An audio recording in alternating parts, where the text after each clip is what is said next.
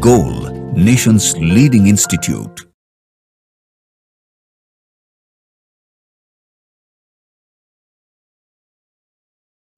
Hello students, this is Chandan Kumar, Physics Faculty, Goal Institute. Today we are going to discuss solution of AITS Major Test 04. इस paper के अंदर physics का जो section है वो 1 से लेके 50 तक है. क्वेश्चन नंबर 1 से हम लोग स्टार्ट करते हैं. चलिए देखते हैं क्वेश्चन नंबर 1. क्वेश्चन नंबर 1 में क्या बोला जा रहा है बच्चे? In Bohr's atomic model of hydrogen let K, P and E are the kinetic energy, potential energy and total energy of electron respectively. यहाँ पे के काइनेटिक एनर्जी को रिप्रेजेंट कर रहा है, पी पोटेंशियल एनर्जी को रिप्रेजेंट कर रहा है और ई टोटल एनर्जी को रिप्रेजेंट कर रहा है. ठीक है, तो हमसे पूछा जा रहा है कि करेक्ट स्टेटमेंट चूज करो. Choose the correct options when the electron undergoes transition to a higher level. Higher level पे ट्रांजिशन पे अगर जाएगा इलेक्ट्रॉन तो क्या होगा बच्चे? तब होगा क्या कि जो रेडियस है वो इंक्रीज करेगा. आर क्या होने वाला है? इंक्रीज करने वाला है. हायर ट्रांजिशन का मतलब हायर ट्रांजिशन है ना, आर क्या है? इंक्रीज होने वाला है. सबसे पहले हम लोग रिलेशन लिख लेते हैं सबका, जैसे कि पोटेंशियल एनर्जी का रिलेशन हो जाता है माइनस के Z e square upon r. ठीक है, इसी तरीके से अगर हम लोग लिखें टोटल एनर्जी का रिलेशन तो हो जाएगा माइनस के Z e square upon 2r. ठीक है, काइनेटिक एनर्जी का लिखेंगे तो काइनेटिक एनर्जी का हो जाएगा बेटा पॉजिटिव में के Z e square upon 2r. अब यहाँ पे आप देख सकते हैं, अब r को इंक्रीज करोगे तो इसका मैग्नीट्यूड घटेगा, है ना. r को अगर इंक्रीज करोगे तो मैग्नीट्यूड घटेगा. नेगेटिव में है क्वांटिटी, इसका मतलब क्या होगा? बढ़ेगा. ठीक है, सेम चीज यहाँ पे ये भी क्या होगा? बढ़ेगा. और काइनेटिक एनर्जी r को बढ़ाओगे तो काइनेटिक एनर्जी क्या होगा? घटेगा. तो आप समझ गए होंगे, इसमें काइनेटिक एनर्जी डिक्रीज करने वाला है और potential energy and total energy increase करने वाला है. करेक्ट ऑप्शन हो जाएगा बच्चे ऑप्शन नंबर 3. क्लियर है बच्चों? तो क्वेश्चन नंबर 1 का करेक्ट ऑप्शन है ऑप्शन नंबर 3. क्लियर है? Kinetic energy decreases, potential and total energy increases. चलिए क्वेश्चन नंबर 2 देखेंगे. क्वेश्चन नंबर 2,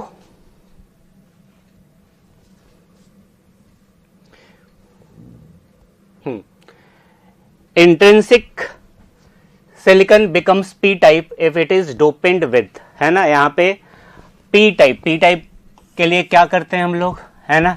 पी टाइप के लिए हम लोग डोप करते हैं ग्रुप 13 एलिमेंट से. यहाँ पे ग्रुप 13 एलिमेंट्स कौन सा है बच्चे?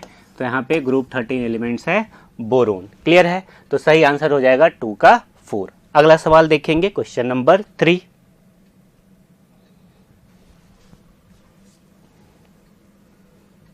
क्वेश्चन नंबर 3, हाँ, काइनेमेटिक्स का सवाल है. The position time graphs for 2 students S1 and S2 returning from the school to their homes are shown in the figure. 2 बच्चे है ना, वो स्कूल से घर आ रहा है, उसका पोजीशन टाइम ग्राफ बनाया हुआ है.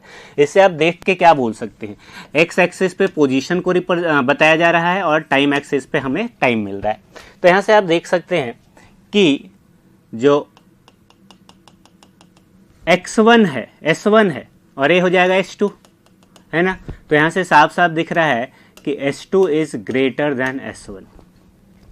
ठीक है, और अगर टाइम की बात करें तो टाइम जो है ऑलमोस्ट घर पहुंचने में दोनों सेम ही ले रहा है ना. तो टाइम T1 और T2 क्या है? बराबर है. साफ साफ देख सकते हैं.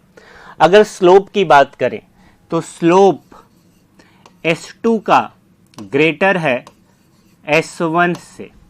इसका मतलब क्या हुआ कि वेलोसिटी ऑफ 2 ग्रेटर होगा 1 से.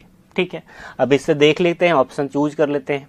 S1 lives closer to the school. सही बात है, S1 कम है, तो पहला स्टेटमेंट सही है. दूसरा S2 लिव्स, पहला अगर सही है दूसरा अपने आप गलत हो जाएगा क्योंकि S2 के बारे में बोल रहा है कि क्लोजर है. ठीक है, सी ऑप्शन देखते हैं. इसमें क्या बोला जा रहा है बच्चे? S2 takes lesser time to reach the home. यहाँ पे हम देख रहे हैं कि ऑलमोस्ट सेम टाइम ले रहा है दोनों. ठीक है, तो ये भी गलत हो जा रहा है. D option, S1 travels faster than S2. S1 नहीं, V2 ग्रेटर देन V1 है ना, S2 travels faster than S1, यानी कि सही ऑप्शन बन रहा है ए एंड ई। इनमें से जो स्टेटमेंट्स हैं उनमें से ए और ई सही है। ए और ई किस ऑप्शन के अंदर है, तो ये ऑप्शन नंबर 3 के अंदर है। तो क्वेश्चन नंबर 3 का सही ऑप्शन हो गया बच्चे ऑप्शन नंबर 3। क्लियर है। अगला सवाल देखेंगे क्वेश्चन नंबर 4। तो चलिए देखते हैं। हाँ, स्टेटमेंट बेस्ड सवाल है क्वेश्चन नंबर 4। स्टेटमेंट फर्स्ट, सबसे पहले स्टेटमेंट फर्स्ट पढ़ते हैं। स्टेटमेंट फर्स्ट के अंदर क्या बोला जा रहा है, the ferromagnetic property depends on temperature, at high temperature ferromagnetic becomes paramagnet. सही बोल रहा है, क्योंकि टेम्परेचर पे ऐसा होता है। तो पहला स्टेटमेंट तो सही है, इसमें कोई डाउट नहीं है, आपने पढ़ा होगा। दूसरा statement, at high temperature the domain wall area of ferromagnetic substance increases. दूसरा स्टेटमेंट गलत है। टेम्परेचर बढ़ाने से डोमेन जो होता है वो डिसइंटीग्रेट हो जाता है, वो छोटे छोटे डोमेन्स बन जाते हैं, है ना। तो दूसरा स्टेटमेंट यहाँ पे गलत है, पहला सही है। तो statement 1 is true but statement 2 is false. 4 का सही ऑप्शन हो जाएगा ऑप्शन नंबर 1। क्लियर है बच्चों। अगला सवाल देखेंगे क्वेश्चन नंबर 5। चलिए देखते हैं। Again question number 5, identify the correct statement from the following descriptions of various properties of electromagnetic waves। यहाँ पे electromagnetic waves का properties दे रखा है और वो अलग अलग statements के terms में है ना। यहाँ पे आपको 5 स्टेटमेंट दिखेंगे, इनमें से चूज करना है कि कौन कौन सा स्टेटमेंट करेक्ट है। तो सबसे पहले तो पढ़ते हैं, समझते हैं पहला स्टेटमेंट। पहला स्टेटमेंट बोल रहा है, in a plane electromagnetic wave electric field and magnetic field must be perpendicular to each other and direction of propagation of waves should be along electric field और मैग्नेटिक फील्ड। गलत statement है, ठीक है ना। दूसरा पढ़ते हैं, the energy in electromagnetic wave is divided equally between electric and magnetic field. दूसरा स्टेटमेंट सही है, आपने पढ़ा होगा इलेक्ट्रोमैग्नेटिक वेव्स के अंदर। क्लियर है। तीसरा स्टेटमेंट देखते हैं, C, both electric field and magnetic field are parallel to each other. गलत बात है, परपेंडिकुलर होता है। D, the electric field, magnetic field and direction of propagation of wave must be perpendicular to each other. सही है ना। तो यहाँ पे आपको बी एंड डी मिल चुका है। ई भी देख लेते हैं, एक और है statement, the ratio of amplitude of electric field to the amplitude of magnetic field is equal to a speed of light। ये भी सही है। तो सही ऑप्शन बन जा रहा है बच्चे बी, डी एंड ई। तो देख लीजिए बी, डी, ई किसके अंदर है, ऑप्शन नंबर 4 के अंदर। तो क्वेश्चन नंबर 5 का करेक्ट ऑप्शन है ऑप्शन नंबर 4। क्लियर है बच्चों, कोई डाउट नहीं होना चाहिए। चलिए आगे देखेंगे।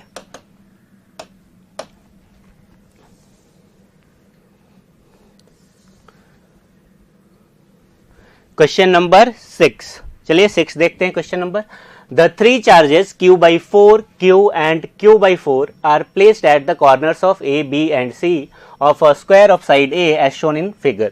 The magnitude of electric field E at the corner D of the square। यहाँ पे आप देख सकते हैं डायग्राम में बनाया गया है। 3 चार्जेस आपको दिख रहे होंगे, एक A पे है ना, एक कहाँ पे है A पे, दूसरा कहाँ पे बेटा B पे, और तीसरा है C पे।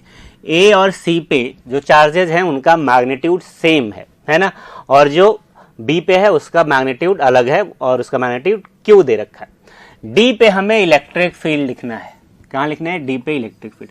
इस तरह के सवाल आपने बनाए होंगे। अगर मुझे D पे इलेक्ट्रिक फील्ड लिखना है तो सबसे पहले A पे जो चार्ज है उसकी वजह से लिखूंगा, तो उसके वजह से इलेक्ट्रिक फील्ड इधर आने वाला है, और वो कितना आने वाला है बच्चे, KQ/4A² हो जाएगा ना। Q/4 चार्ज है, ठीक है, साइड A मान लेते हैं, और इसके वजह से C वाले के वजह से इलेक्ट्रिक फील्ड जो आएगा वो इस तरफ आएगा, और अगेन इसका भी वैल्यू हो जाएगा KQ/4A²। ठीक, क्लियर है, ओके, किसी तरह का कोई प्रॉब्लम नहीं। अब B वाले के वजह से बच्चे ये वाला डिस्टेंस √2A हो जाएगा, पता है आपको, है ना। तो इसके वजह से लिखेंगे तो हो जाएगा K, मैग्नीट्यूड यहाँ पे Q है तो KQ/R², तो R हो जाएगा √2A² तो 2A² हो जाएगा। क्लियर है? क्लियर है, साफ दिख रहा होगा आपको। अगर हम लोग नेट इलेक्ट्रिक फील्ड लिखें, नेट, ठीक है, इन दोनों का बच्चे ये दोनों एग्जैक्ट इक्वल है मैग्नीट्यूड में, है ना, और इन दोनों के बीच का एंगल है 90 डिग्री, तो इन दोनों का रिजल्टेंट √2 टाइम्स हो जाएगा इसी डायरेक्शन में। तो नेट लिखेंगे तो हो जाएगा √2 KQ upon 4A² plus KQ upon 2A²। Clear है? क्लियर है। अब यहां से हम लोग कॉमन ले सकते हैं KQ अपॉन A² को। तो जब KQ अपॉन A² को जब आप कॉमन ले लेंगे तो बचेगा बच्चे यहाँ पे 1/2 √2 और यहाँ पे बच जाएगा प्लस यहाँ पे बच जाएगा 1/2। ठीक है, KQ अपॉन A², इधर एलसीएम ले लेंगे तो 2 √2 और 2 है तो एलसीएम आ जाएगा 2 √2। ठीक है, इधर आ जाएगा 1 प्लस इधर आ जाएगा बच्चे √2। ठीक है, अब यहाँ तक कोई ऑप्शन है नहीं, मैच नहीं कर रहा है तो आपको रेशनलाइज करना पड़ेगा। तो मैं मल्टीप्लाई कर देता हूँ ऊपर √2 - 1 से और डिवाइड भी कर देता हूँ √2 - 1 से। तो आप देखेंगे हो जाएगा KQ अपॉन A², ऊपर हो जाएगा बच्चे 2 - 1 √2 का स्क्वायर -1 का स्क्वायर तो 2 - 1 और नीचे हो जाएगा 2 √2 इंटू √2 4 माइनस 2 √2 और इसको ऐसे भी लिख सकते हैं KQ अपॉन A² 1/4 माइनस 2 √2। अब ये मैच कर रहा है, ध्यान से देखिए, ये है ऑप्शन नंबर 2। क्या बच्चे? Option number 2। तो सही ऑप्शन बन रहा है क्वेश्चन नंबर 6 का, ऑप्शन नंबर 2। क्लियर है? आगे देखेंगे हम लोग क्वेश्चन नंबर 7। चलिए देखते हैं। हाँ, a double convex lens has power P and same radii of curvature R of both the surfaces. The radius of curvature of surface of plano convex lens made of the same material with power 3.5 is. सवाल को ध्यान से पढ़िए, क्या बोला जा रहा है? बोला जा रहा है कि एक डबल कॉन्वेक्स लेंस है, डबल कॉन्वेक्स लेंस, ठीक है, हैज पावर P और सेम रेडियस ऑफ कर्वेचर है दोनों तरफ। तो इसका अगर पावर P लिखें तो पावर P हो जाएगा बच्चे म्यू माइनस 1/r और माइनस माइनस प्लस हो जाएगा 1/r। ठीक है, 1/f का जो फॉर्मूला है, लेंस मेकर फॉर्मूला, 1/f को P लिख सकते हैं। तो ये हो जाएगा mu minus 1 into 2 upon r, ये पावर P है। ठीक, अब क्या बोल रहा है? ठीक है, अब बोल रहा है the radius of curvature of surface of a plano convex lens made of the same material. अब एक दूसरा प्लेनो कॉन्वेक्स लेंस ले लेते हैं। ठीक, अब पूछ रहा है कि इसका रेडियस ऑफ कर्वेचर क्या होना चाहिए। तो मान लेते हैं इसका रेडियस ऑफ कर्वेचर है r'। ठीक है, r', और इसका पावर कितना होना चाहिए बच्चे? 3.5p। तो सबसे पहले तो इसका पावर लिखते हैं। पावर लिखेंगे तो इसका p' हो जाएगा और पावर लिखेंगे तो हो जाएगा mu minus 1 into 1/r minus 1/∞। तो हो जाएगा r' लिया है ना, तो हो जाएगा mu minus 1 upon r' p'। Clear है? अब सवाल में क्या बोल रहा है कि जो P' है वो कितना है? 3.5 टाइम्स है किसके? P के। तो P' इक्वल टू 3.5p या 7/2p लिख सकते हैं। तो P' हो जाएगा म्यू माइनस 1 अपॉन r' और हो जाएगा 7/2 और P के जगह पे हम लोग इसको लिख सकते हैं तो mu minus 1 into 2 upon r। जो कट रहा है उसको काट देते हैं। ठीक है, ठीक है, और इधर 2 से भी 2 कट जाएगा, r' इक्वल टू आ जाएगा बच्चे r/7। क्या आ जाएगा? r/7 और करेक्ट ऑप्शन हमें दिख रहा है ऑप्शन नंबर 1। तो क्वेश्चन नंबर 7 का करेक्ट ऑप्शन हो जाएगा ऑप्शन नंबर 1। किसी तरह का कोई प्रॉब्लम नहीं होगा, समझ गए होंगे। अगला सवाल देखेंगे क्वेश्चन नंबर 8। चलिए देखते हैं। Which of the following is a not dimensionless quantity? आपको पता ही है रिलेटिव परमिएबिलिटी क्या होता है, डायमेंशनलेस। रिलेटिव वेलोसिटी नहीं होता है, तो नॉट पूछ रहा है तो रिलेटिव वेलोसिटी का तो डायमेंशन होगा ना, metre per second LT-2।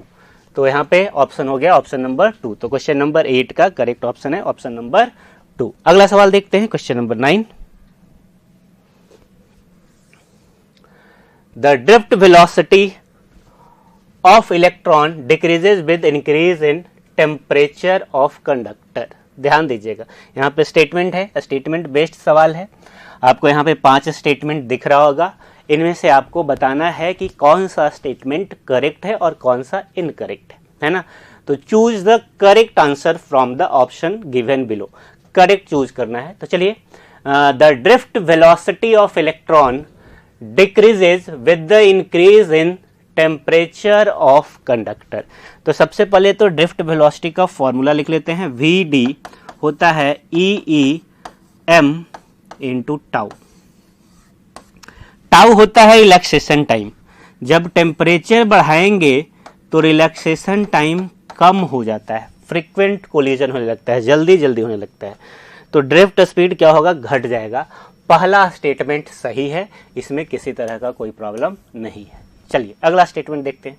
The drift velocity is directly proportional to a square of the area of cross section of a given conductor. अच्छा, एक और ड्रिफ्ट वेलोसिटी का हम लोग फॉर्मूला जानते हैं। VD इक्वल टू होता है I/NEA, है ना। तो आप यहाँ देख सकते हैं VD is inversely proportional to A, है ना। लेकिन यहाँ पे बोल दिया है proportional to a square of area, तो गलत हो गया, है ना। तो गलत स्टेटमेंट है। हाँ, थर्ड स्टेटमेंट देख लेते हैं। The drift velocity is directly proportional to applied potential difference to the conductor. हाँ, अब हम लोग यहाँ पे देख रहे हैं कि जो VD है वो डायरेक्टली प्रोपोर्शनल इलेक्ट्रिक फील्ड के, तो VD डायरेक्टली प्रोपोर्शनल हो जाएगा पोटेंशियल डिफरेंस के भी, है ना। इलेक्ट्रिक फील्ड को ΔV/D लिख सकते हैं ना, ठीक है। तो सी स्टेटमेंट सही है। Next D, the drift velocity of electron is inversely proportional to the length of the conductor. आप देख सकते हैं VD is inversely proportional to D। Inversely बोल रहा है, हाँ इनवर्सली बोल रहा है, सही है। Next E, the drift velocity increases with the increase in temperature of the conductor. गलत है। तो सही ऑप्शन हमारा आ रहा है A, C एंड D, और सही ऑप्शन जो बनेगा इसमें ACD, ऑप्शन नंबर 4। कौन बनेगा बच्चे, ऑप्शन नंबर 4। क्लियर है। तो क्वेश्चन नंबर 9 हो गया। क्वेश्चन नंबर 9 का करेक्ट ऑप्शन है option number 4, A, C and D। चलिए अगला सवाल देखेंगे क्वेश्चन नंबर 10।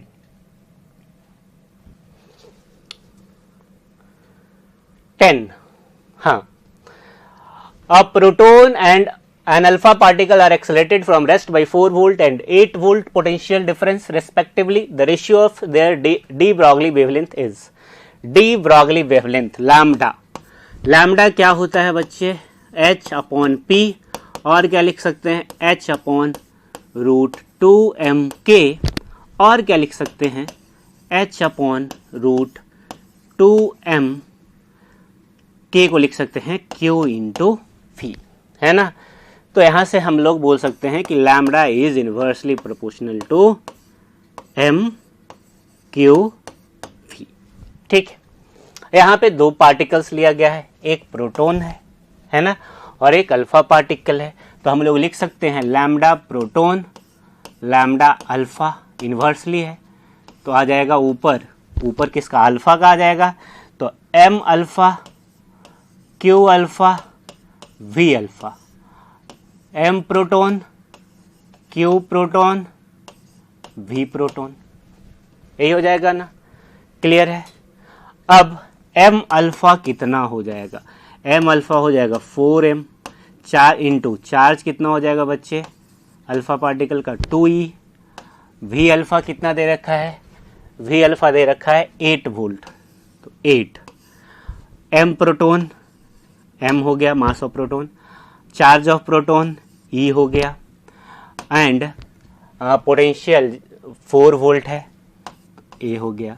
तो एम एम गया, ई गया, और 4 से 4 गया, तो अंदर बचा 16, 4:1। क्या आ गया, 4:1।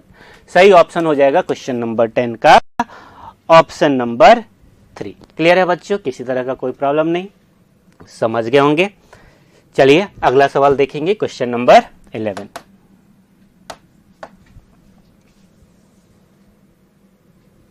Question number 11, figure represents a graph of kinetic energy K of photoelectrons and frequency for a metal used to as a cathode in a photoelectric experiment, the work function of the metal। Basically ये graph दे रखा है और इसमें आपसे work function पूछा जा रहा है। ग्राफ किसके किसके बीच में है, तो ग्राफ है काइनेटिक एनर्जी एंड फ्रीक्वेंसी के बीच में किसी मटेरियल के लिए, और इसमें हमसे पूछा जा रहा है कि उस मटेरियल का, उस मेटल का वर्क फंक्शन क्या होगा। तो सबसे पहले हम तो रिलेशन लिख लेंगे आइंस्टाइन का। तो होता है h nu plus phi equal to kinetic energy. क्या हो जाता है, h nu plus five, sorry h nu minus five, ओहो क्या हो जाएगा रिलेशन, एच न्यू मतलब frequency minus five equal to kinetic energy maximum. ये रिलेशन होता है ना। अब यही ग्राफ है, आप इसको ऐसे लिख सकते हैं, काइनेटिक एनर्जी मैक्सिमम जो है वो जाएगा H nu minus five, by axis के ऊपर काइनेटिक एनर्जी के है और एक्स एक्सिस पे फ्रीक्वेंसी है ना। तो ये बाई है और एक्स है, तो देख लो Y is equal to M into X plus C. तो सी जो है वो क्या है, माइनस 5 है ना, सी है जो क्या है -5, हमसे 5 पूछ रहा है, तो 5 कितना हो जाएगा बच्चे, कहाँ है इंटरसेप्ट बाई पे, तो 4 इलेक्ट्रॉन वोल्ट। सही आंसर हो गया ऑप्शन नंबर 3। तो 11 का 3 हो गया। क्लियर है, कोई डाउट नहीं होना चाहिए। अगला सवाल देखेंगे, क्वेश्चन नंबर 12, माफ कीजिएगा, question number 12, for the network shown below the value of VB minus VA। देख लीजिए इस सर्किट के अंदर हमें VB माइनस VA लिखना है, तो चलो लिखते हैं, स्टार्ट करते हैं। सबसे पहले तो करंट लिख लेते हैं सर्किट में। तो करंट कितना हो जाएगा, करंट अगर लिखोगे इसके अंदर तो करंट I हो जाएगा V/R इक्विवेलेंट, है ना। V है 18, R इक्विवेलेंट हो जाएगा +4 + 2 कितना 6, करंट हो जाएगा बच्चे 3 एम्पियर। ठीक है, हमें पोटेंशियल डिफरेंस लिखना है। चलो यहाँ से स्टार्ट करते हैं। तो VA लो से हाई जा रहे हैं, तो लो से हाई जाते हैं तो प्लस लिखते हैं, तो +18, और करंट इसी डायरेक्शन में है। करंट के डायरेक्शन में अगर रेजिस्टेंस के थ्रू जाते हैं तो नेगेटिव लिखते हैं, तो -IR, तो -3 × 2, और कहाँ पहुँच गए बच्चे, B पे, तो क्या लिख देंगे VB। ठीक है, तो इधर हो जाएगा 18 माइनस कितना 6, और इधर हो जाएगा VA को इस तरफ ले आओ, VB माइनस VA। तो VB माइनस VA आप देख सकते हैं कितना आ रहा है 12 वोल्ट। कितना आ रहा है बच्चे, 12 वोल्ट। सही ऑप्शन कौन सा हो जाएगा, तो सही ऑप्शन हो जाएगा ऑप्शन नंबर 4। क्लियर है, अगला सवाल देखेंगे। तो चलिए देखते हैं क्वेश्चन नंबर 13।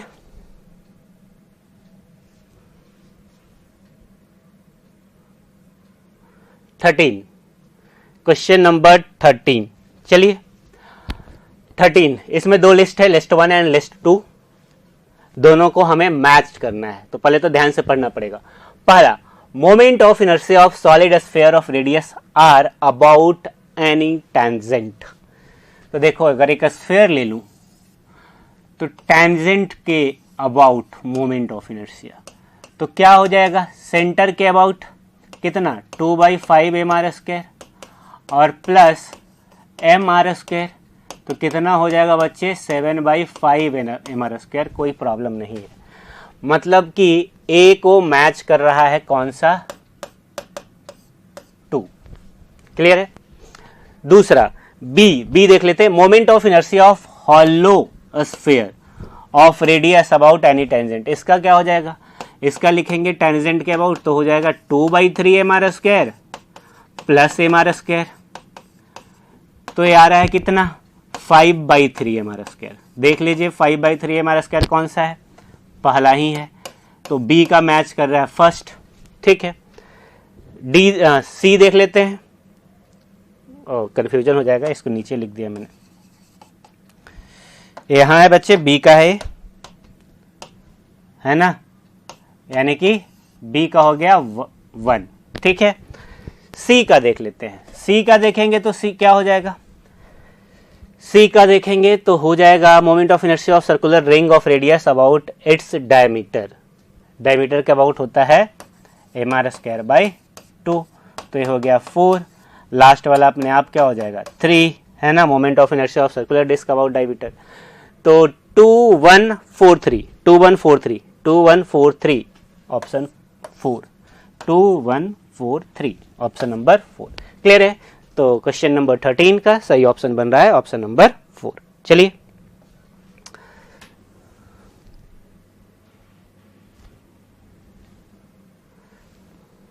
फोर्टीन नंबर देखेंगे। 14 number, as shown in the figure, a current of 3 ampere flowing in an equilateral triangle of side 6 centimeter, the magnetic field at the centroid O of the triangle is, neglect the effect of earth magnetic field, clear है। यहाँ पे current flow कर रहा है, कितना flow कर रहा है करंट जी 3 एम्पियर, और आप देखेंगे तो ये एंटी क्लॉकवाइज में है। सेंटर पे हमें क्या लिखना है, सेंटर पे हमें लिखना है मैग्नेटिक फील्ड, तो हम क्या करेंगे किसी एक आर्म से किसी एक साइड की वजह से मैग्नेटिक फील्ड सेंटर पे लिख देंगे और फिर हम 3 से मल्टीप्लाई कर देंगे। 3 से मल्टीप्लाई कर देंगे तो हमें नेट मैग्नेटिक फील्ड सेंटर पे मिल जाएगा। तो चलिए स्टार्ट करते हैं, किसी भी एक साइड को ले लेते हैं, तो मैं लोअर साइड को ले लेता हूँ, मैं यहाँ पे लिखना चाहता हूँ मैग्नेटिक फील्ड, ठीक है। और जब यहाँ पे मुझे मैग्नेटिक फील्ड लिखना है तो ये डिस्टेंस पता होना चाहिए, ये डिस्टेंस मान लेते हैं डी। ए एंगल कितना हो गया बच्चे 30, ठीक है। और इसका जो साइड लेंथ है वो दे रखा है, कितना दे रखा है 6 सेंटीमीटर, ठीक है। तो ये वाला डिस्टेंस हो गया बच्चे 3 सेंटीमीटर, हाफ हो जाएगा, ठीक है। और यहां से अगर मैं tan थीटा लिखूं tan 30 डिग्री तो हो जाएगा d/3 और d इक्वल टू हो जाएगा 3 tan 30, मतलब कि आ जाएगा √3 सेंटीमीटर, और मीटर में अगर लिखना चाहते हो तो √3 × 10⁻⁻2 मीटर, डी मिल चुका है ना। मैग्नेटिक फील्ड एट ओ लिख रहा हूं सेंटर पे, तो पहले तो 3 से मल्टीप्लाई कर देता हूं, कैसे ऐसे 3 वायर है, 1 से लिख दूंगा 3 × 1 से, 1 से कितना हो जाएगा बच्चे, तो μ0I/4π डी कितना है √3 × 10⁻⁻2 इंटू एंगल कितना बन रहा है यहाँ पे 60 डिग्री, यहाँ पे भी 60 डिग्री, तो हो जाएगा sin 60 प्लस sin 60, क्लियर है ना। तो चलो सब कुछ पुट कर लेते हैं, μ0 का वैल्यू 4π × 10⁻⁻7, आई का वैल्यू कितना बच्चे 3 एम्पियर, नीचे 4π √3 × 10⁻⁻2 और ये हो जाएगा 2 sin थीटा, तो 2 और sin थीटा sin 60 का वैल्यू √3/2, क्लियर है। तो ये गया 4π, ये गया √3, ये गया √3, 2 है ना, तो बच गया 3 × 3 9 और ये ऊपर जाएगा तो 9 × 10⁻⁻5, यही बच रहा है 9 × 10⁻⁻5, सही ऑप्शन हो जाएगा 14 का ऑप्शन नंबर 1, क्लियर है बच्चों। सही ऑप्शन कौन सा बन रहा है, ऑप्शन नंबर 1। चलिए अगला सवाल देख लेते हैं, क्वेश्चन नंबर 15।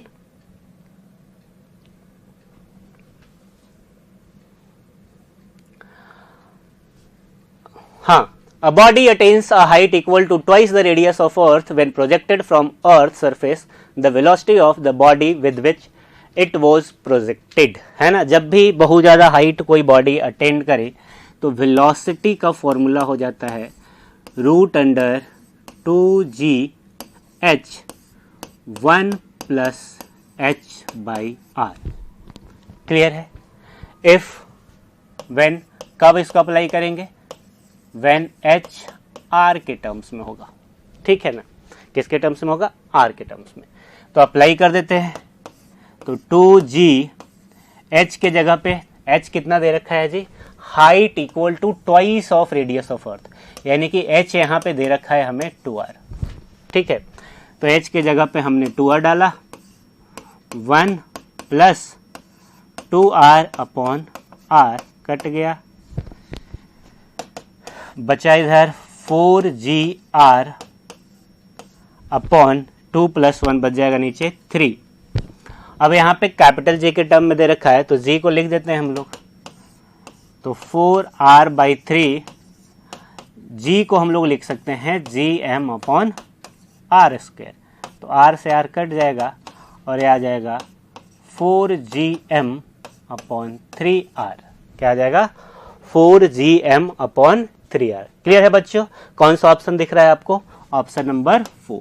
कौन सा ऑप्शन दिख रहा है, ऑप्शन नंबर 4। क्लियर है। तो 15 का सही ऑप्शन हो जाएगा ऑप्शन नंबर 4। अगला देखते हैं क्वेश्चन नंबर 16। चलिए देखते हैं।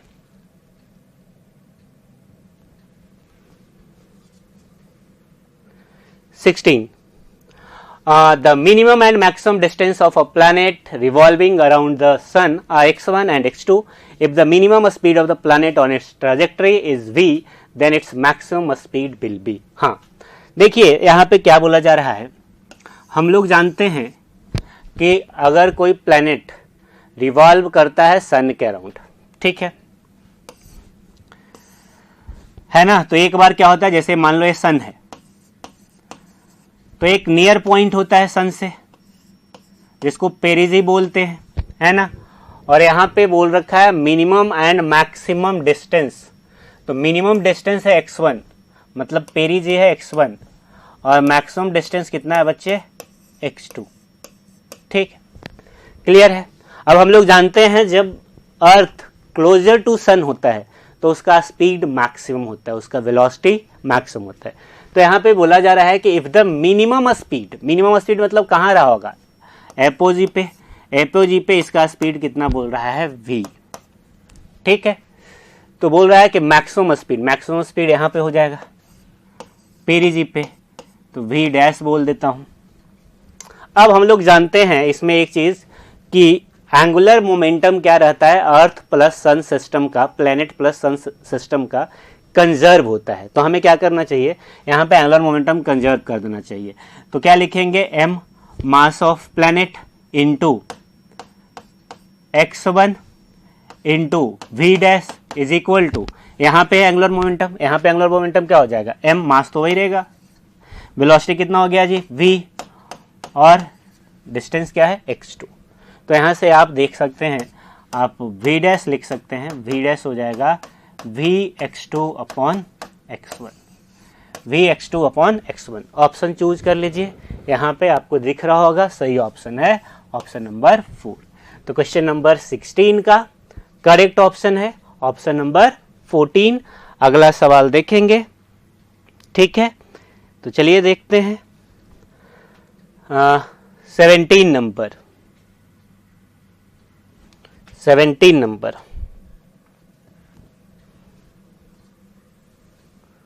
हाँ, a series LCR circuit is connected to an AC source and it is showing resonance। then resonance पे क्या हो जाता है पता होना चाहिए आपको, VL = VC।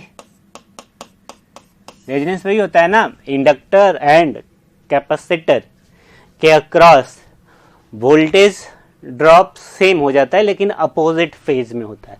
तो VL = VC सही ऑप्शन हो जाएगा 17 का ऑप्शन नंबर 2। सवाल बनाने वाला था ही नहीं, आपको पहले से पता होना चाहिए था। आगे देखते हैं 18 नंबर। हाँ, A uniform cable of mass m and length l is placed on a horizontal surface such that its 1/4nth part is hanging below the edge of the surface. To lift the hanging part of the cable onto the surface, the work done required is, है ना. तो work done पूछ रहा है, इस तरह का सवाल हमने किया है. वर्क डन हो जाता है वर्क डन टू पुल, है ना, क्या हो जाता है बच्चे, mg/l अपॉन 2n स्क्वायर. यहां पे n के जगह पे क्या लिखेंगे, 4n. क्या हो जाएगा, n के जगह पे 4n. तो mg/l 2n के जगह पे लिखेंगे 4n का स्क्वायर. ठीक है, कितना हो जाएगा, mg/l अपॉन 4 का स्क्वायर 16 इंटू 2 32. तो दिस इज द आंसर और 18 का सही ऑप्शन हो जाएगा ऑप्शन नंबर 4. क्लियर है बच्चों, कोई प्रॉब्लम नहीं. चलिए अगला सवाल देखेंगे. 19 नंबर देखते हैं. ठीक, हाँ. The mass of proton, neutron and helium nucleus are respectively 1.0072, 1.0086 and 4.0012 U. The binding energy of helium. Binding energy पूछ रहा है. बाइंडिंग एनर्जी क्या होता है बच्चे, हम लोग जानते हैं, मास डिफेक्ट डेल्टा एम, है ना, इंटू सी स्क्वायर. तो डेल्टा एम लिखेंगे तो कैसे लिखेंगे, तो हो जाएगा 2 इंटू हीलियम के अंदर 2 प्रोटॉन रहा होगा और 2 न्यूट्रॉन रहा होगा. तो 2 इंटू 1.0072 प्लस 2 इंटू 1.0086 माइनस में हीलियम का मास कर देंगे तो हो जाएगा 4.0012. ठीक है, यहाँ पे मास एटॉमिक मास यूनिट में दे रखा है तो आप डायरेक्ट यहाँ पे मल्टीप्लाई कर सकते हैं 931.5 मेगा इलेक्ट्रॉन वोल्ट से. ठीक है, इसको सॉल्व करोगे बच्चे तो आएगा 28.3 mega electron volt. That is option number 1. तो 19 का 19 का सही ऑप्शन बन जाता है ऑप्शन नंबर 1. क्लियर है, समझ गए होंगे. अगला सवाल देखेंगे.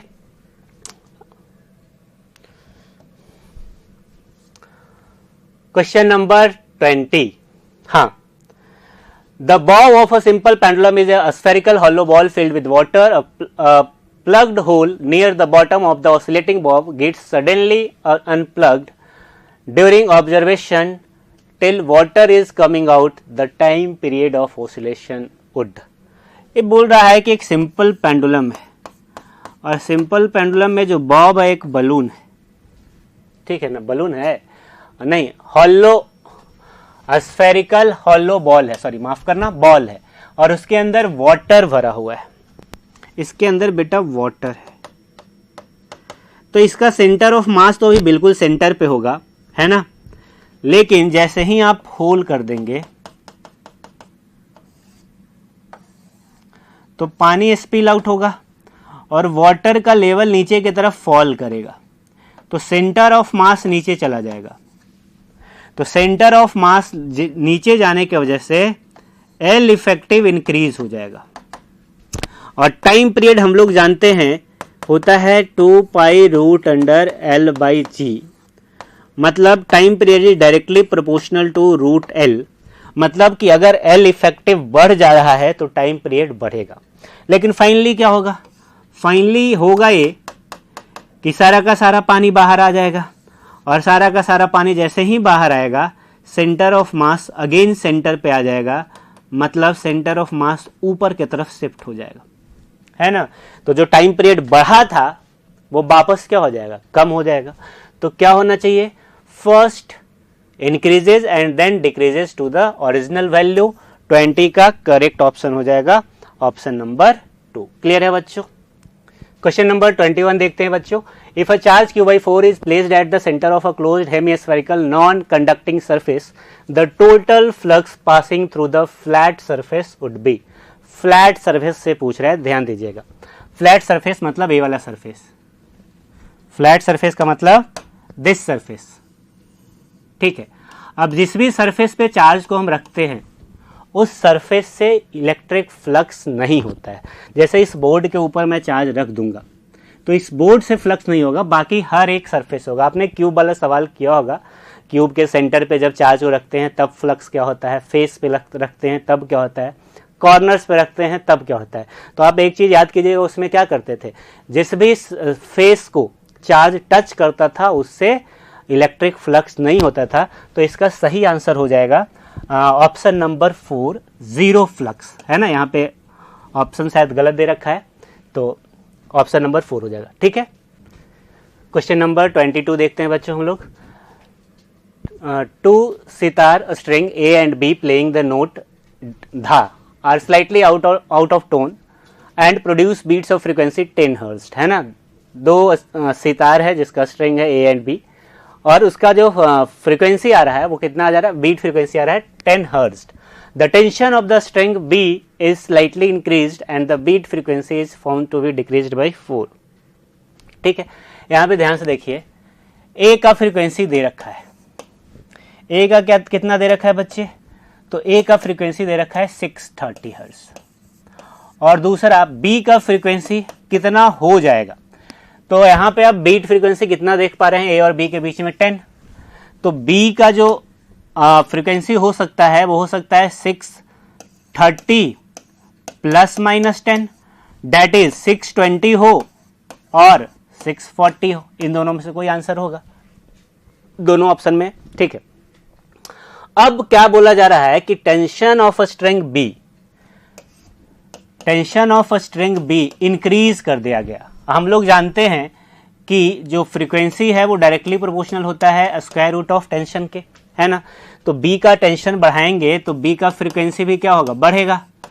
तो जब बी का फ्रीक्वेंसी बढ़ेगा, सोच के देखो, बी का फ्रीक्वेंसी बढ़ेगा तो अगर मान लो 640 से बढ़ गया, ए का तो कांस्टेंट है 630, और अगर ये बढ़ गया 640 से ऊपर चला गया तो बीट फ्रीक्वेंसी 10 से ज्यादा हो जाएगा ना। इसका मतलब 640 नहीं हो सकता है, 640 नहीं हो सकता है। अब 620 से बढ़ गया तो 620 से बढ़ के 621 हो गया, 622 हो गया, 623 हो गया, ये बीट फ्रीक्वेंसी क्या होगा, घटेगा। अब यहाँ पे देख सकते हैं आप बीट फ्रीक्वेंसी घटा है ना। तो सही आंसर आपको पता चल गया होगा कौन सा है, तो ये हो जाएगा 620। सही ऑप्शन हो जाएगा 22 का ऑप्शन नंबर 2। क्लियर है बच्चों, तो 22 का ऑप्शन नंबर 2। चलिए अगला सवाल देखेंगे, question number 23। Identify the operation performed by the circuit given below. इसके अंदर आप देख सकते हैं यहां से हो जाएगा ए बार, यहां पे हो जाएगा ए नॉट गेट है तो ए बार हो जाएगा, बी नॉट गेट है बी बार हो जाएगा, सी अगेन नॉट गेट है सी बार हो जाएगा। ठीक है बच्चे, यहाँ पे नॉर गेट है तो पहले तो ये प्लस होगा, ए बार प्लस बी बार प्लस सी बार, और ऊपर नॉर है तो और प्लस नॉट, तो पहले और कर दिया और उसके बाद नॉट कर दिया। अब इसको आप डी मॉर्गन लॉ से तोड़ सकते हैं, तो ये हो जाएगा A double bar into B double bar into C double bar, और ये हो जाएगा ए बी सी, और Y equal to A B C होने का मतलब है and gate.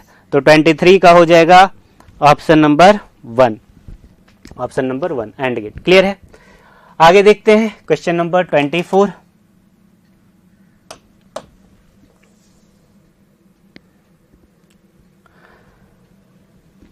The height of Victoria Falls is 70 meter. What is the difference in temperature of water at the top and at the bottom of fall? ध्यान से देखिए, क्या करेंगे, mgh जो भी पोटेंशियल एनर्जी है वो किस में कन्वर्ट हो जाएगा, हीट में। तो ms डेल्टा थीटा लिखेंगे, mm कट जाएगा, डेल्टा थीटा हो जाएगा बच्चे gh अपॉन s। g का वैल्यू 10, h का वैल्यू 70 और s का वैल्यू कितना हो जाएगा, स्पेसिफिक हीट ऑफ वाटर कितना हो जाता है 40/200, तो कट गया 1/6। इसको सॉल्व करेंगे तो आएगा 0.167 डिग्री सेल्सियस। सही ऑप्शन हो जाएगा 24 का ऑप्शन नंबर 3। क्लियर है, तो 24 का सही ऑप्शन हो गया ऑप्शन नंबर 3। अगला देखेंगे question number 25। A prism of refractive index mu and angle of prism A is placed in the position of minimum angle of deviation. If minimum angle of deviation is also A, then in terms of refractive index value of A is, ध्यान से देखिए delta minimum क्या दे रखा है, यहाँ पे delta minimum दे रखा है बच्चे A, है ना। रिफ्रैक्टिव इंडेक्स हमसे म्यू पूछ रहा है, तो म्यू क्या हो जाता है, फॉर्मूला आपने पढ़ा होगा A plus delta minimum by 2 upon sine A by 2, ये फॉर्मूला होता है, पढ़ा ही होगा आपने, है ना। तो mu equal to sine delta minimum भी A ही है, तो A plus A upon 2A upon 2 sine A हो गया, और नीचे हो जाएगा बच्चे साइन A बाई 2। इसको साइन A को तोड़ सकते हैं ट्रिगोमेट्री के फॉर्मूले से, तो ये sine A by 2 into cos A by 2 हो जाएगा ना, और नीचे आ जाएगा साइन A बाई 2 आ जाएगा ना, क्लियर है। म्यू देखो बच्चे कट गया, अब यहाँ से आप लिख सकते हैं कॉस A बाई 2, ये इधर नीचे आ जाएगा, म्यू बाई 2 हो जाएगा, तो A बाई 2 हो जाएगा कॉस इनवर्स म्यू बाई 2, और A हो जाएगा 2 cos inverse mu by 2, clear है। सही ऑप्शन हो जाएगा बच्चे 25 का ऑप्शन नंबर 1, क्लियर है, ऑप्शन नंबर 1। तो 25 का 1 हो गया। चलो देखते हैं question number 26।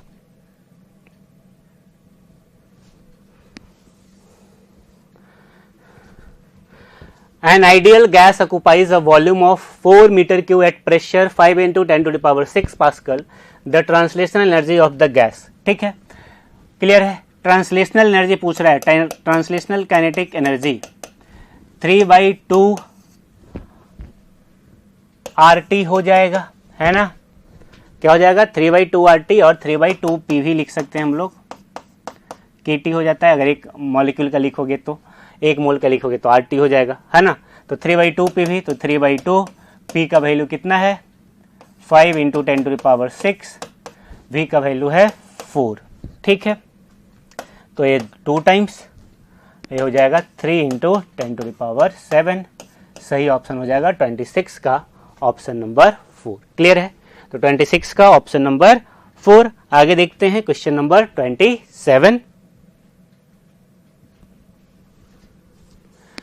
Resistance of an ammeter having 50 division is 10 ohm and its sensitivity 5 division per ampere। तो रेजिस्टेंस लिखेंगे अमीटर का तो हो जाएगा number of division upon sensitivity. तो रेजिस्टेंस नहीं जी, sorry, full scale deflection current अगर लिखेंगे अमीटर का IG, तो IG आप लोग कैलकुलेट कर सकते हैं सिंपली, है ना। देखिए 5 डिवीजन पर एम्पियर है और 50 डिवीजन है, तो 50/5 हो जाएगा, यानी कि 10 एम्पियर हो जाएगा IG, ठीक है। अब बोल रहा है कि then shunt required to convert it an ammeter of range 30 ampere. अब हमको क्या करना है, इसको कन्वर्ट करना है, इसका रेंज बढ़ाना है, ठीक है। IG हमें पता है कितना है 10, ठीक है। तो इसका रिलेशन होता है IG इंटू RG, और इधर हो जाएगा I minus IG into RS, ठीक है। पुट कर लीजिए, IG कितना आया है 10, RG कितना है, RG कितना है जी, दे रखा है क्या, हाँ 10 ओम, RG कितना है 10, I माइनस IG, तो I है 30 मेजर करना है, IG हो गया 10 RS, तो RS इक्वल टू हो जाएगा 100 अपॉन 30 माइनस 10 हो जाएगा 25 ओम। कितना हो जाएगा बच्चे 5 ओम, क्लियर है। तो 27 का सही ऑप्शन बन रहा है ऑप्शन नंबर 2। किसी तरह का कोई प्रॉब्लम नहीं होना चाहिए। तो 27 का हो गया 2। आगे देखते हैं question number 28। Question number 28, the capacitance C of a capacitor is. ध्यान से देखिए, यहाँ पे बोला जा रहा है, स्टेटमेंट है बहुत सारा, उसमें से आपको चूज करना है कौन सा स्टेटमेंट करेक्ट है। तो कैपेसिटेंस C, किसी भी कैपेसिटर का कैपेसिटेंस किस बात पे डिपेंड करता है, तो independent of the dielectric medium between the two conducting plates of the capacitor, गलत बात है। Independent of the geometrical configuration, ये भी गलत बात है, बिल्कुल डिपेंड करता है। Depend on the charge and independent of potential, गलत बात है। Independent of the charge and potential, सही बात है बच्चे। C equal to Q by V होता है, क्यू बाई भी के रेशियो के बराबर होगा, लेकिन Q और V पे डिपेंड नहीं करेगा। Q बढ़ाएंगे तो V भी सेम रेशियो से बढ़ जाएगा, तो रेशियो कांस्टेंट रहेगा। तो Q बाई भी फॉर्मूला जरूर होता है, लेकिन Q एंड V पे डिपेंड नहीं करता है, ज्योमेट्रिकल कॉन्फ़िगरेशन पे डिपेंड करता है। क्लियर है? तो 28 का सही ऑप्शन हो जाएगा ऑप्शन नंबर 4। आगे देख लेते हैं क्वेश्चन नंबर 29।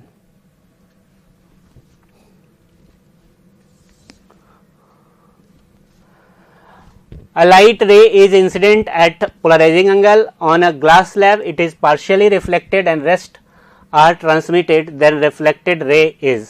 क्या बोला जा रहा है कि लाइट इंसिडेंट हो रहा है पोलराइजिंग एंगल पे, है ना। पोलराइजेशन अगर आपको पता हो, आपको याद हो, तो क्या हो रहा है, पोलराइजिंग एंगल पे, ब्रिस्टर एंगल पे इंसिडेंट हो रहा है ना।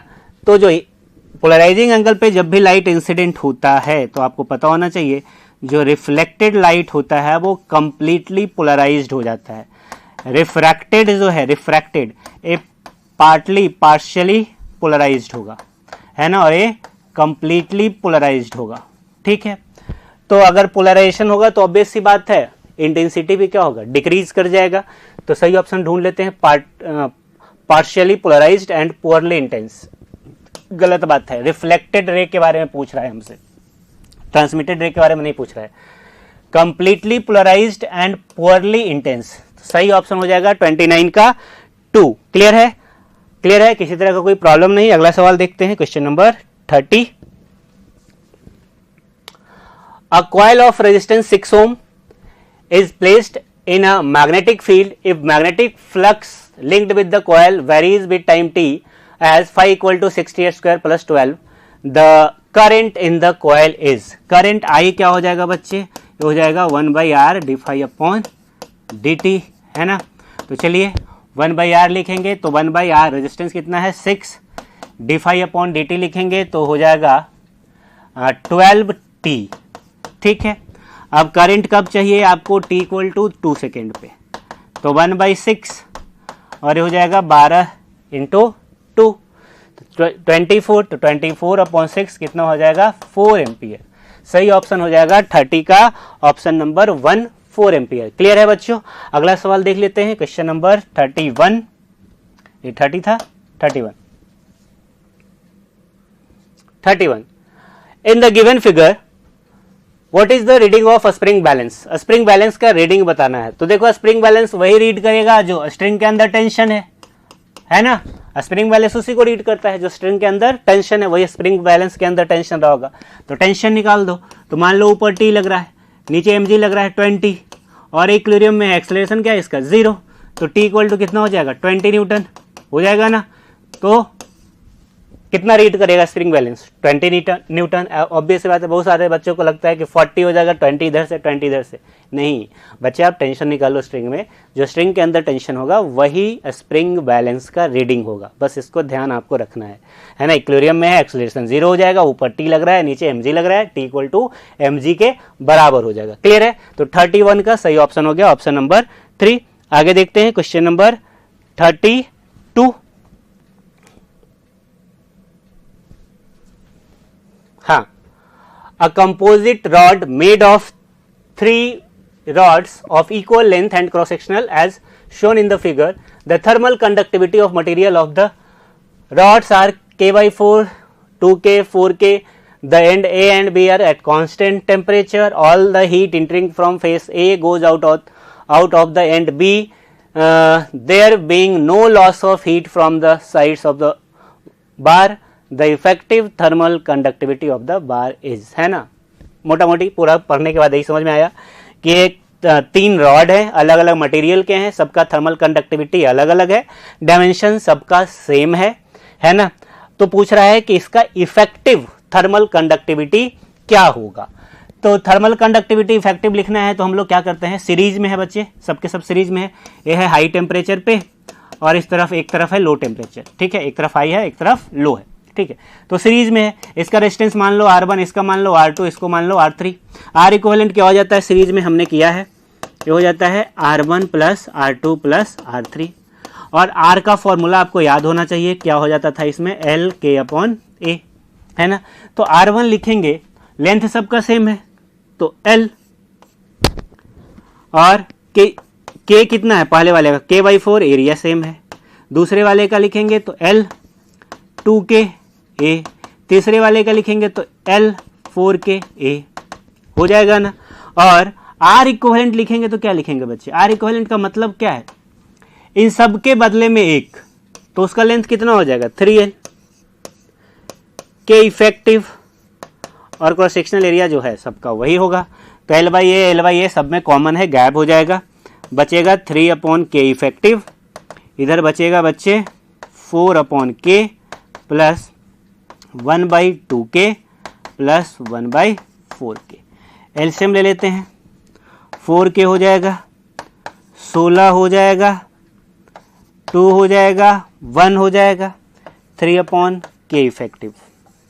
ठीक है, आगे बढ़ा लेते हैं, 3/K इफेक्टिव, 3/K इफेक्टिव, इधर कितना हो गया बच्चे, 16 3 19/4K, है ना। और यहां से हम लोग K इफेक्टिव लिख सकते हैं, K इफेक्टिव लिखेंगे तो इधर आ जाएगा 12K/19, 12K/19 सही ऑप्शन है, ऑप्शन नंबर 1। तो 32 का, क्वेश्चन नंबर 32 का सही ऑप्शन बन रहा है ऑप्शन नंबर 1, आप देख सकते हैं। क्लियर है, किसी तरह का कोई प्रॉब्लम नहीं। इसी तरीके से इस तरह के सवाल को सॉल्व करते हैं, है ना, आपको बस ये लिखना आना चाहिए। चलिए आगे देखेंगे question number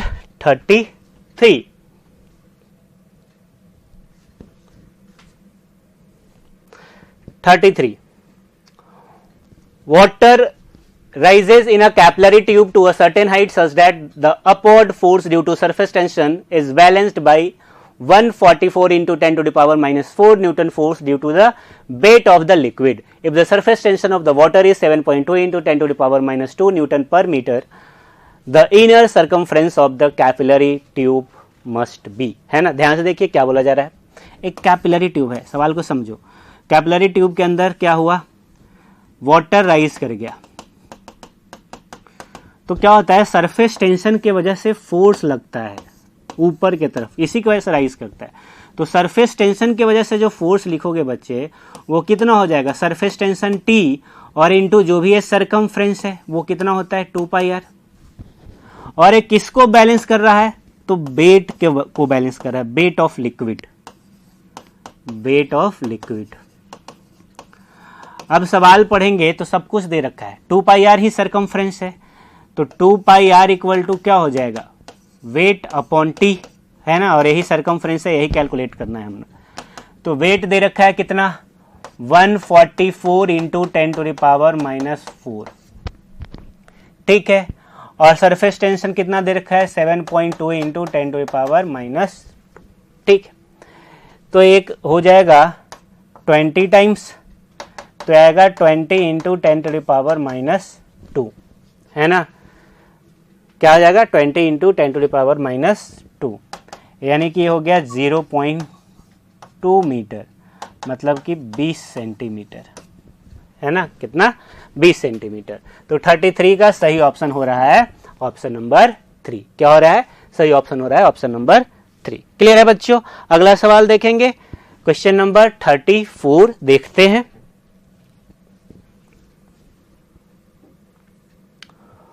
Four particles of masses m, 3m, 6m, 9m are placed at the corners of a square of side A. The coordinates of center of mass. Center of mass का कोऑर्डिनेट लिखना है, तो XCM लिखेंगे तो हो जाएगा M1 X1, पहले तो इसका कोऑर्डिनेट लिख लो, तो 0 0 हो जाएगा, ये हो जाएगा A0, ये हो जाएगा A एंड A, और ये हो जाएगा 0 एंड A। तो पहले X लिखेंगे, तो इसका तो 0 है तो इसको लिखना ही नहीं है, 3m इंटू A प्लस इसका लिखेंगे तो हो जाएगा 6m इंटू ए, इसका लिखेंगे तो 0 हो जाएगा, x 0 है ना इसका। टोटल 3 1 4 6 10 19, तो ये हो जाएगा 19m, तो ये हो जाएगा 6 3 9 9a/19। इसी तरीके से 22m लिखेंगे, तो 22 में इसका 0 और इसका 0, इन दोनों का सिर्फ लिखाएगा, तो 9m इंटू ए प्लस 6m इंटू ए और नीचे हो जाएगा 19m, तो हो जाएगा 15ma अपॉन 19m, तो 15a अपॉन 19। तो देख लीजिए x 9a अपॉन 19 होगा और बाई 15a अपॉन 19 होगा। आपको दिख गया होगा ऑप्शन 4 है ना। तो क्वेश्चन नंबर 34 का ऑप्शन हो गया 4। क्लियर है। आगे देखते हैं question number 35। A cyclist riding the bicycle at a speed of 20 meter per second takes a turns around a circular road of radius 30 meter without skidding. Given g equal to 10 meter per second square, what is inclination to the vertical? हम लोग जानते हैं tan theta होता है v square upon R G. तो formula base सवाल है, इसमें कुछ करना नहीं है। b 20 का स्क्वायर हो जाएगा, r 30 है, g का वैल्यू 10 है, तो 400 अपॉन 300 4/3 आएगा। tan theta equal to tan theta 4/3 theta हो जाएगा 53 डिग्री। कितना हो जाएगा 53 डिग्री। क्लियर है। क्वेश्चन नंबर 36 देखते हैं।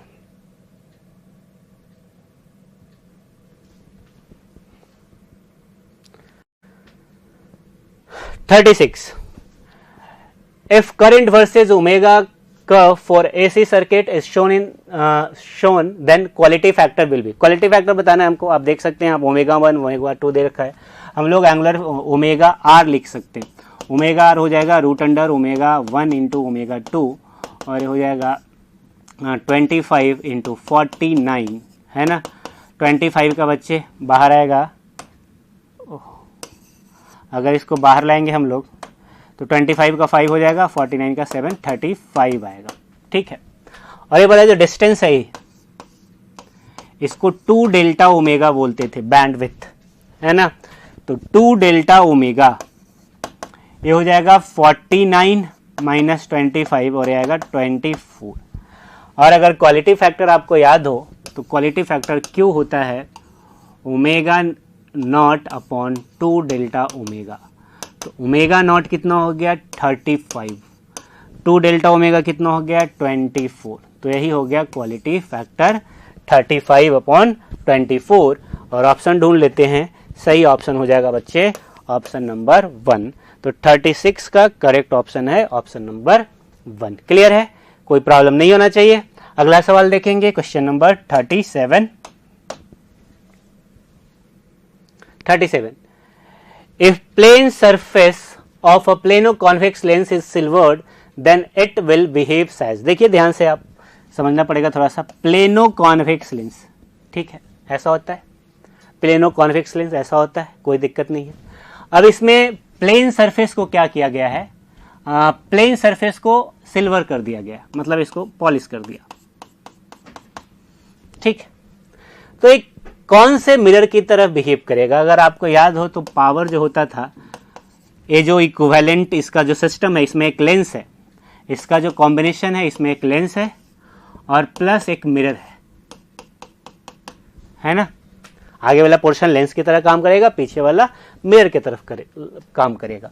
तो लाइट जब जाएगी तो पहले एक बार रिफ्रैक्ट होगी, फिर रिफ्लेक्ट होगी और वापस रिफ्रैक्ट होगी। तो लेंस से लाइट 2 बार पास कर रही है। तो इस जो पूरा कॉम्बिनेशन है वो मिरर की तरह बिहेव करेगा। तो पावर ऑफ मिरर हो जाता है 2 power of lens plus power of mirror, है ना। जो भी मिरर होगा उसका जो पावर होगा हम लोग उसको लिख सकते हैं 2 into power of lens plus power of mirror. ठीक है। तो पावर ऑफ मिरर होता है बच्चे 1/-1/fm, मतलब फोकल लेंथ ऑफ मिरर, और 2pl पावर ऑफ लेंस को लिखेंगे 2/f। अब कौन सा लेंस था, कॉन्वेक्स लेंस। फोकल लेंथ कैसा रहा होगा इसका, पॉजिटिव, तो प्लस हो गया। तो यहां से आप देख पा रहे होंगे fm जो आ रहा है वो -f/2 आ रहा है।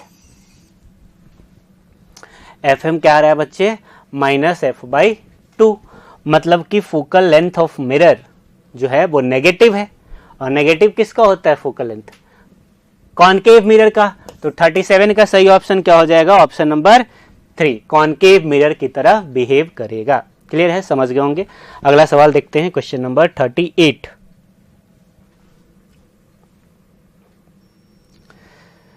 Value of B dot d l for the closed path shown in the diagram from lowest to highest. तो बी डॉट डी एल क्या होता है?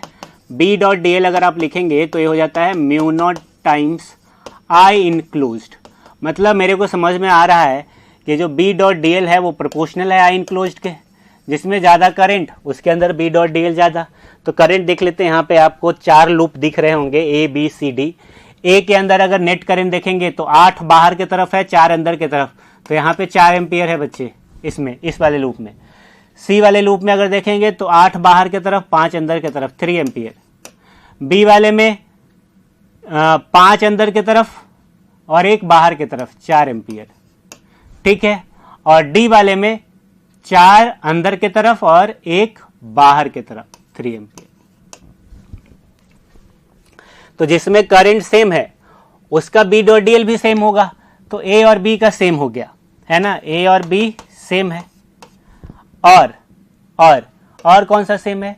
सी एंड डी सेम है, और सी एंड डी में 3 है और ए एंड बी में 4 है, तो ए एंड बी बड़ा हो जाएगा सी एंड डी से, ठीक है। सही ऑप्शन ऑप्शन नंबर 1। तो 38 का करेक्ट ऑप्शन है ऑप्शन नंबर 1। क्लियर है बच्चों? 38 का सही ऑप्शन ऑप्शन नंबर 1। चलिए अगला सवाल देखते हैं।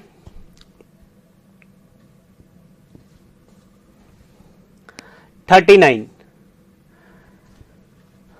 2 coils have mutual inductance 0.08 henry, M दे रखा है 0.008 Henry.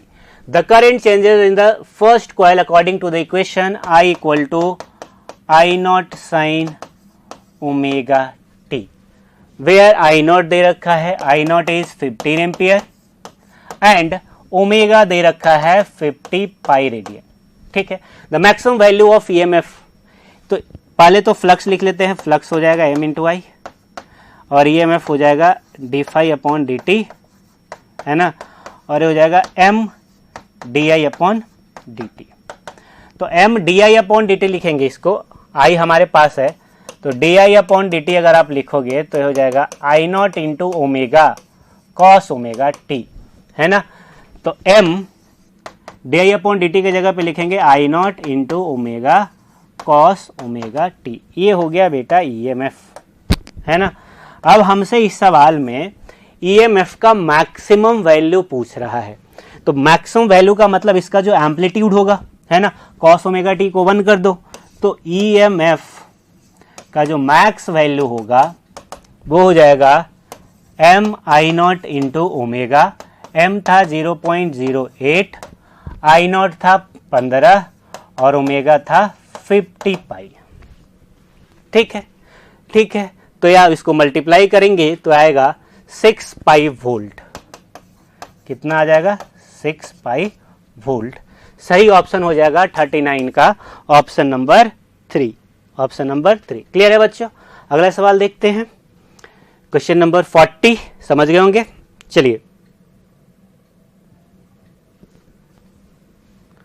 40, calculate I for the given circuit.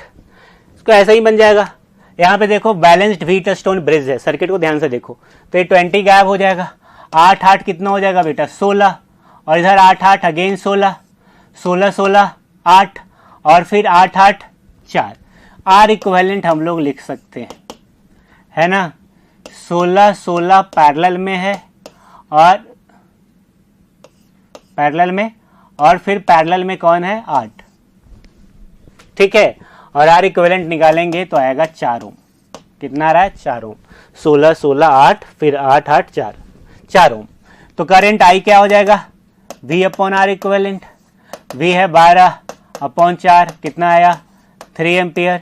सही ऑप्शन 40 का 3, सही ऑप्शन 40 का 3 नहीं 40 का 2, 3 एम्पियर आंसर है ऑप्शन नंबर 2, 40 का 2। क्लियर है? आसान था, बताने वाला मतलब सवाल नहीं है, आसानी है। अगला देखते हैं question number 41।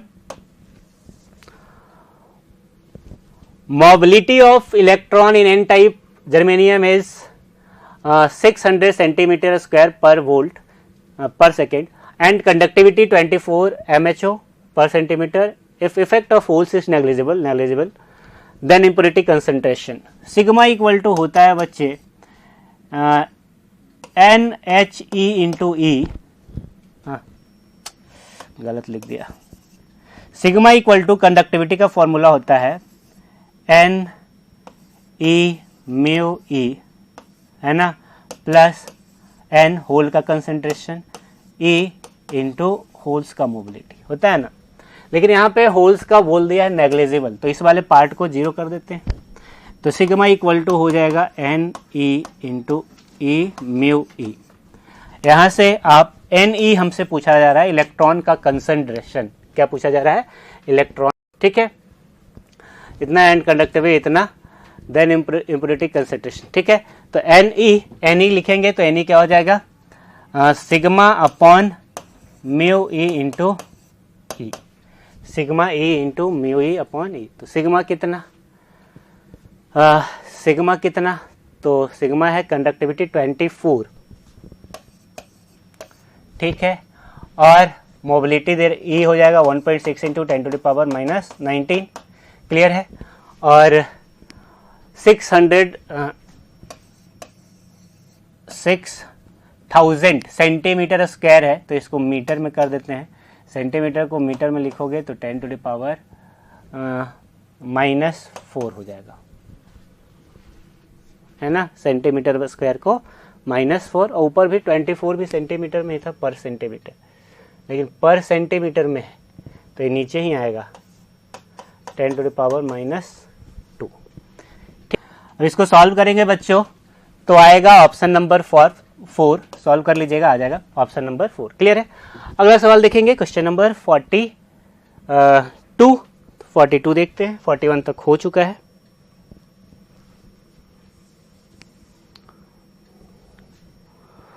One-fourth of a mole of an ideal monoatomic gas is heated at constant pressure of 2 atm, 2 atm लिखा हुआ होगा, मिसप्रिंट है शायद, from 30 degree Celsius to 80 degree Celsius.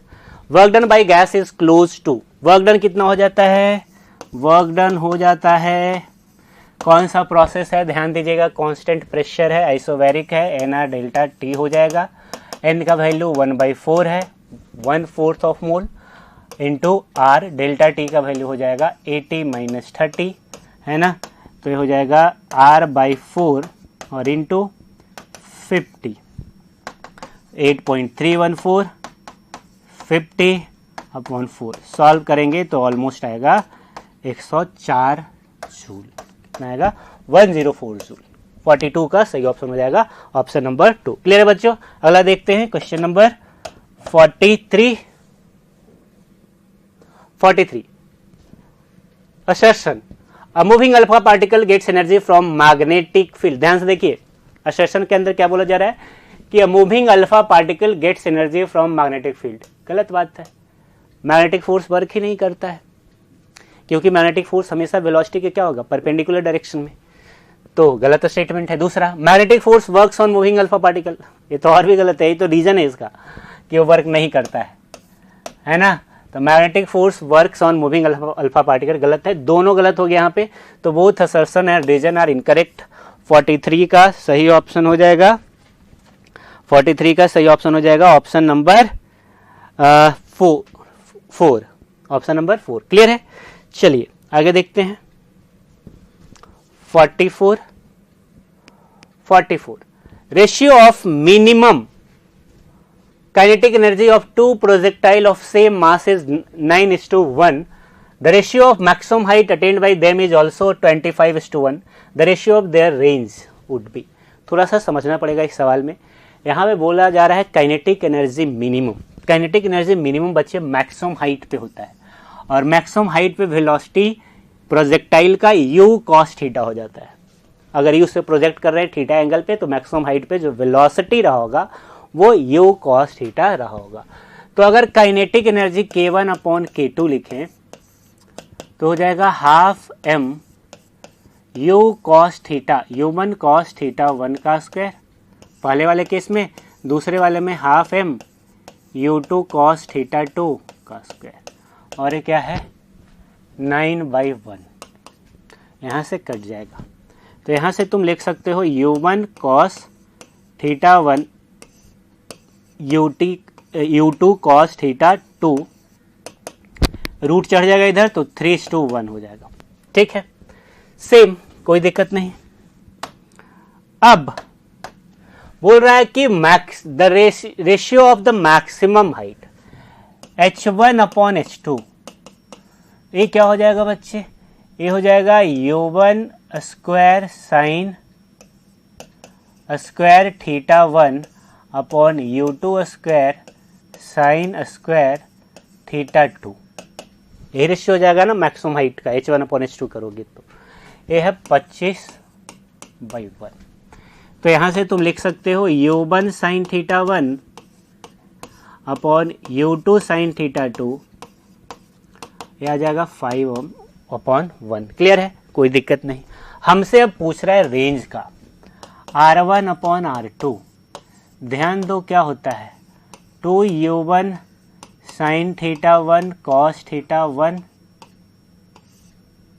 u1 square और अपॉन नीचे 2u2 square sine theta 2 into cos theta 2। कैसे लिख रहे हैं सर, तो लिख देता हूँ। रेंज का फॉर्मूला था ना बच्चे 2u square sine theta into cos theta upon G, sine 2 theta को लिख दिया 2 sine theta into cos theta. ठीक है, तो 2 कट गया। अब यहाँ तुम्हें नहीं दिख रहा है, यहाँ पे u1 sine theta 1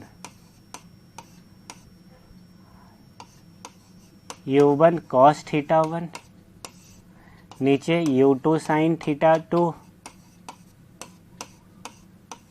u2 cos theta 2, यही तो है, ध्यान से देखो, एक ए है और एक ए है तो दोनों मल्टीप्लाई हो रहा है।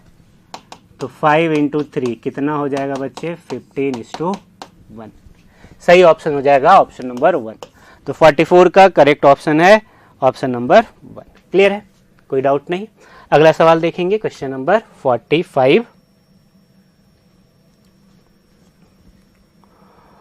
One end of a string of length L is connected to a particle of mass m and the other end is connected to the small peg on a smooth misprint है horizontal table. If the particle moves in a circle with the speed v, the net force on the particle directed towards the center, ऐसे घूम रहा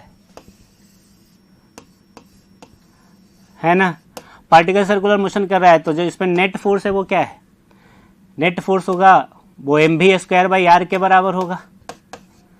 mv²/r कौन दे रहा होगा, tension, यही दे रहा होगा ना। तो नेट फोर्स किसके बराबर, टेंशन के बराबर, टी के बराबर, किसके बराबर, टेंशन के बराबर। टेंशन की वजह से ही तो चल रहा है, एक्सेलरेट कर रहा है। तो नेट फोर्स किसके बराबर हो जाएगा, टी के बराबर या mv²/r के बराबर। तो mv²/r कोई ऑप्शन है नहीं, तो सही ऑप्शन हो जाएगा ऑप्शन नंबर 2। तो 45 का करेक्ट हो गया 2। आगे देखेंगे question number 46। 46 An organ pipe closed at one end has fundamental frequency of 1200 Hz. The maximum number of overtones generated by this pipe will be, चलो maximum number of overtones generated by this pipe which normal person can hear. Okay, देखिए हम लोग कहाँ तक सुनते हैं frequency, हम लोग मैक्सिमम फ्रीक्वेंसी जो सुन सकते हैं वो है 20 किलो हर्ट्ज, है ना, 20 किलो हर्ट्ज। ठीक है, और फंडामेंटल दे रखा है 1200, है ना। और क्या होता है 2n - 1 v/4l, यही तो होता है ना। अब ये कहाँ तक मैक्सिमम जाना चाहिए बच्चे, 2000 से ऊपर नहीं जाना चाहिए, सॉरी 20,000 से ऊपर नहीं जाना चाहिए। तो 2n - 1 v/4l है कितना, 1200। तो यहाँ से अगर मैं सॉल्व करूँ तो 2n - 1 हो जाएगा 20,000 अपॉन 1200। सॉल्व करेंगे तो ये हो जाएगा 16 टाइम्स, 16 पॉइंट समथिंग आएगा, 16/16.45 जो भी हो, कुछ भी हो। तो 2n - 1 आ गया ये, यहाँ से 2n = हो जाएगा 17 पॉइंट समथिंग, है ना। n इक्वल टू हो जाएगा 8 पॉइंट समथिंग, है ना, 8.8 समथिंग जो भी है। मतलब अब समथिंग का कोई मतलब नहीं है, मतलब n का वैल्यू हमें 8 लेना है, क्योंकि इसके ऊपर का तो सुन ही नहीं सकते ना, तो नीचे वाला जो रहा होगा, तो नीचे जो भी रहा होगा वो उसके लिए n का वैल्यू क्या रहा होगा, 8 रहा होगा। तो n इक्वल टू 8 हो गया। मतलब कौन सा हार्मोनिक हो जाएगा बच्चे, 2n-1 16 हार्मोनिक तक सुनेगा। ओवरटोन कौन सा कहलाएगा, तो ओवरटोन इससे एक कम हो जाएगा, एक तो फंडामेंटल है, उसके बाद ही ओवरटोन बोलते हैं ना, तो ओवरटोन्स हो जाएगा n-1, दैट इज 8-1 7। दूसरा तरीका है, सिंपली आप मल्टीप्लाई करते जाओ, 1200, एक तो 1200 हो गया, दूसरा हो जाएगा 1200 इंटू 3, तीसरा हो जाएगा 1200 इंटू 5, 1200 इंटू 7, 1200 इंटू 9। यहाँ से फर्स्ट ओवरटोन होगा, सेकेंड ओवरटोन होगा, थर्ड ओवरटोन होगा, और ऐसे करते करते आप कहाँ तक जाना है, 20,000 तक, इससे ऊपर नहीं जाना है, इसके नीचे रुक जाना है ना। तो ऐसे भी कैलकुलेट कर सकते हो, ये मैंने जो बताया इससे भी कर सकते हो, तो जो आपको पसंद है उससे आप कर सकते हो। अगला सवाल देखते हैं, क्वेश्चन नंबर 47। चलिए, हाँ, a manometer connected to a closed tap reads 4.5 into 10 to the power 5 Newton meter square. When the valve is opened, the reading of manometer falls, then the velocity, है ना, प्रेशर चेंज हो रहा है, Bernoulli से related है, half rho भी square equal to हो जाएगा delta P, change in pressure, है ना, और v इक्वल टू हो जाएगा 2 डेल्टा पी अपॉन रो।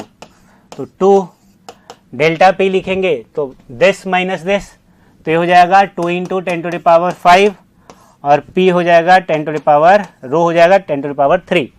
ठीक है जी, तो ये अंदर हो जाएगा 400, कितना बच जाएगा, 400 का कितना आता है, स्क्वायर रूट 20, तो स्पीड हो गया 20 मीटर पर सेकेंड। 47 का सही ऑप्शन हो जाएगा ऑप्शन नंबर 3। तो 47 का करेक्ट ऑप्शन है ऑप्शन नंबर 3। क्लियर है, अगला सवाल देखते हैं।